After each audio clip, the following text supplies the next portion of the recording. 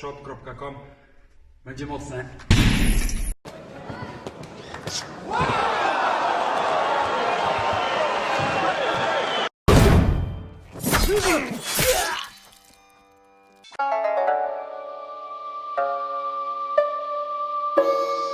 So here we have the long-awaited return of Gennady Triple G Golovkin. The mighty Golovkin will be squaring up against Kamil the Killer Zameda. Now, this was a fight that was supposed to happen sometime last year. It didn't happen for whatever reason. COVID, likely, whatever. Triple G was taking a long time to fight this guy, right? Because actually, I was supposed to be going to this fight. So I think this fight was supposed to happen even over a year ago. Because I was supposed to be going to this fight. It was supposed to be happening in Chicago, but it didn't go down. Then they talking about fighting in Kazakhstan. And, Triple G just had this guy in a loophole, right? But it's going down next month, December.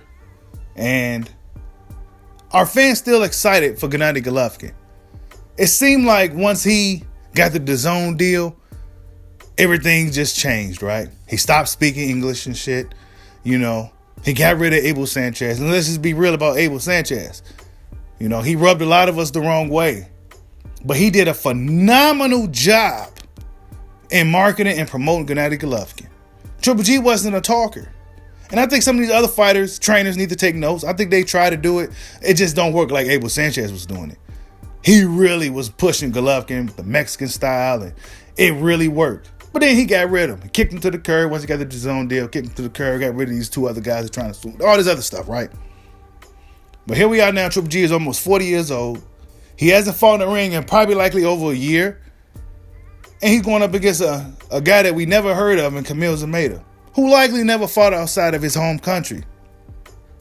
This is what we see in boxing a lot. And fans nitpick certain fighters, right, for their opposition.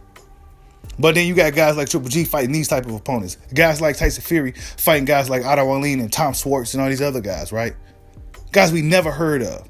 Triple G done this before. This is what he do. Now I can see, okay, he may need a soft touch. He's coming back from a long layoff. He had a tough fight with Derevyanchenko. He's older now, He didn't look too good in his fight with Steve Rose. He hasn't really looked too good since his fight with Canelo, honestly. I think that was Triple G's last, good fight.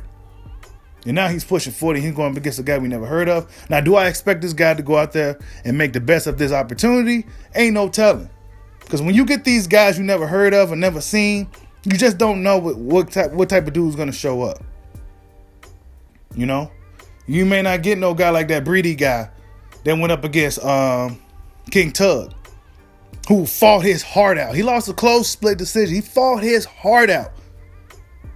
You know what I'm saying? He came to win. I became a fan because I admired the fact that you could tell he was trying so hard to win. He was exhausted, but he put everything into everything, trying his best to get that W. But you don't see that from a lot of these guys when Triple G be picking them, like the Dominic Wades of the world. What was that?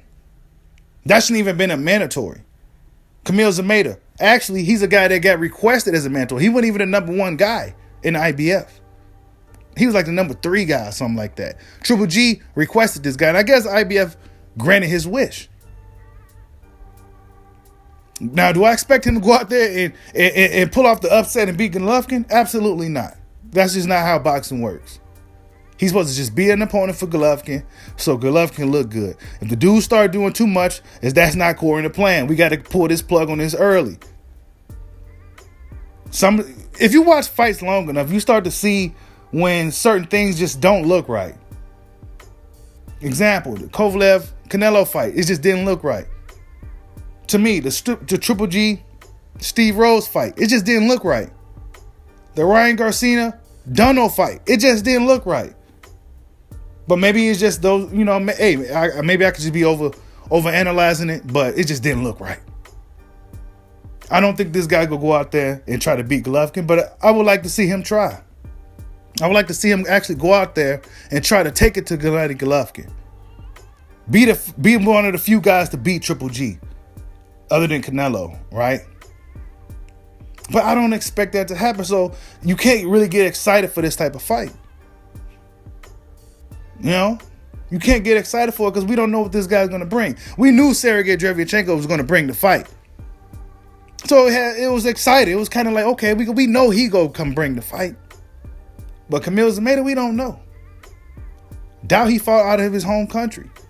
This could be a cherry pick gone wrong for Golovkin. I hope the guy comes to fight. That's all I want to see.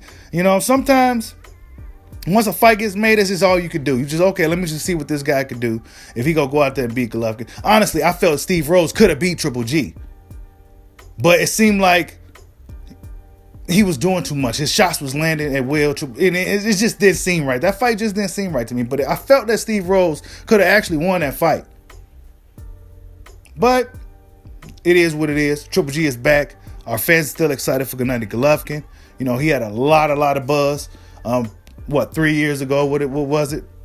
Well, the biggest names in the sport, had a lot of momentum. He was doing a good job, man. His team, Team Triple G, Tom Laughlin and them, they did a phenomenal job.